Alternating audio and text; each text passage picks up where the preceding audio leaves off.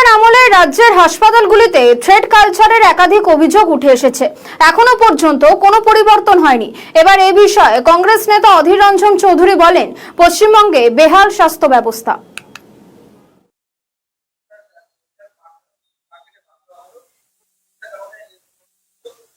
সারা পশ্চিমবঙ্গে স্বাস্থ্য অবস্থা বেহাল, এর বলার কি আছে?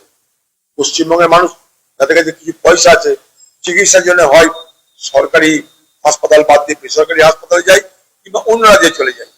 এই বহরমপুর শহরের দীর্ঘদিন আমাদের একটা দাবি আছে, এই শহরের যে নিজস্ব হাসপাতাল ছিল, এই শহরের হাসপাতাল, টাউন হাসপাতাল, এটা আরামসে করা যেতে পারে। তার রেস্টোরেশন করা হোক, রিনোভেশন করা হোক। এই যে আমাদের কল্পনা হাউসের পাশে যে আমাদের এখানকার যে পুরোনো হাসপাতাল ছিল আমাদের, সেটা বন্ধ হয়ে গেছে। সমস্ত পরিকাঠামো আছে, হাসপাতালে চালু করা হচ্ছে না। শহরের মানুষ এই হাসপাতালটা চালু হলে অনেক সুযোগ সুবিধা পায়, সে হাসপাতাল চালু করারও দীর্ঘদিন আমাদের দাবি আছে। পশ্চিমবঙ্গে স্বাস্থ্য ব্যবস্থা বেহাল হয়েই আছে, আর নতুন করে কি বলবো এটা নিয়ে? স্বাস্থ্য অবস্থা এমনই বেহাল যে সেখানে আরজিকরের মতন কাণ্ড ঘটে। এই হচ্ছে পশ্চিমবঙ্গের